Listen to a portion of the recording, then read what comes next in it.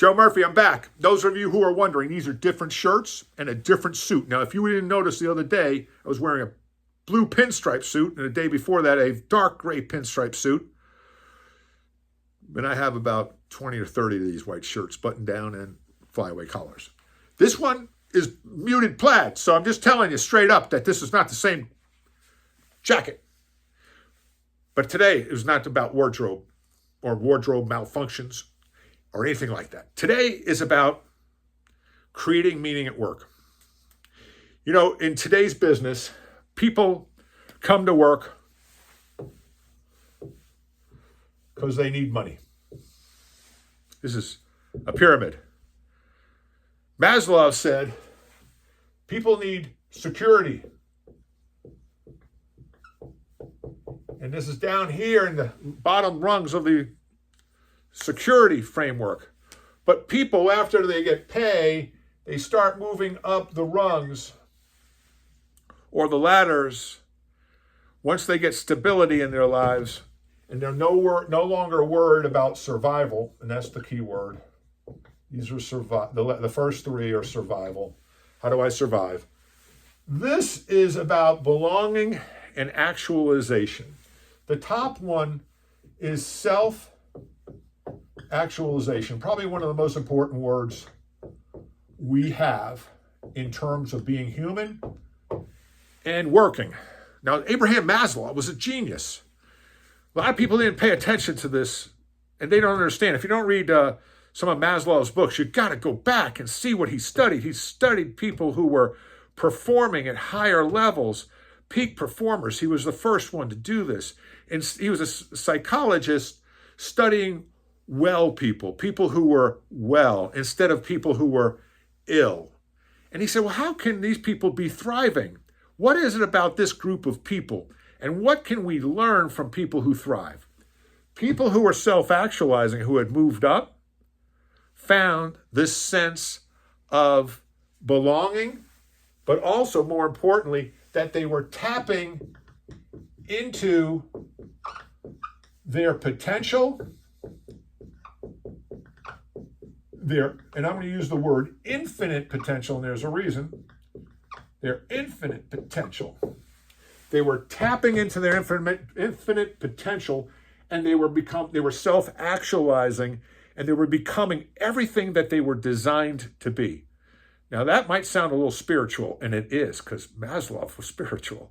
He got into the spiritual side of things. In fact, he came up with 2 more aspects of his hierarchy of needs. So there were actually 7 levels. That's for another one. But it got into the spiritual realm. The spiritual realm is, how can I feel like I'm contributing? Not only just becoming everything I can be, or designed to as I was designed to be. You see, you were designed. This body that carries this infinite potential around is amazing. Think about it. You break your arm. You set the arm. The bone reconnects. You take care of yourself. You smoke, you hurt your lungs, you stop smoking, but then all of a sudden, your lungs regenerate. What an amazing machine. But the spiritual side, the brain, and being in touch with the higher self, that's where we drive our meaning and purpose. And that's what the key of today's talk is. Meaning, how can you make your environment more meaning and purposeful? So most great leaders, what they do is, whatever the work is, they find higher order or higher value in terms of what the organization does. Hopefully you can see the camera angle for the word organization.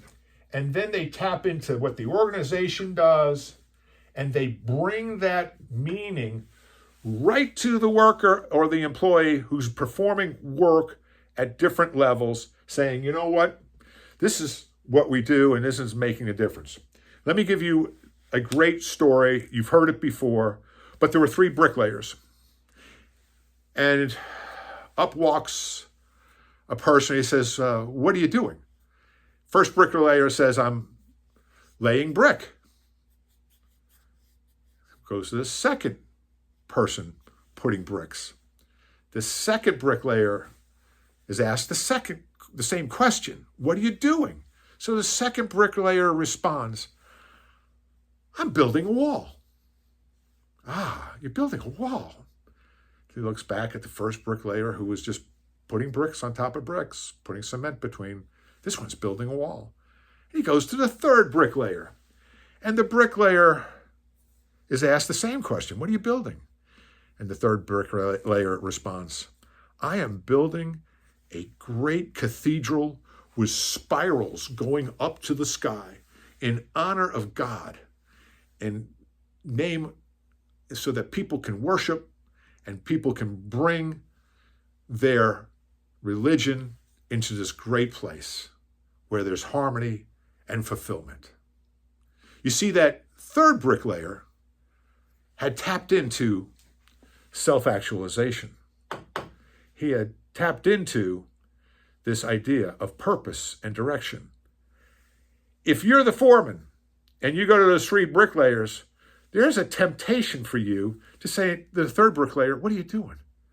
Just put the bricks on there and get this done.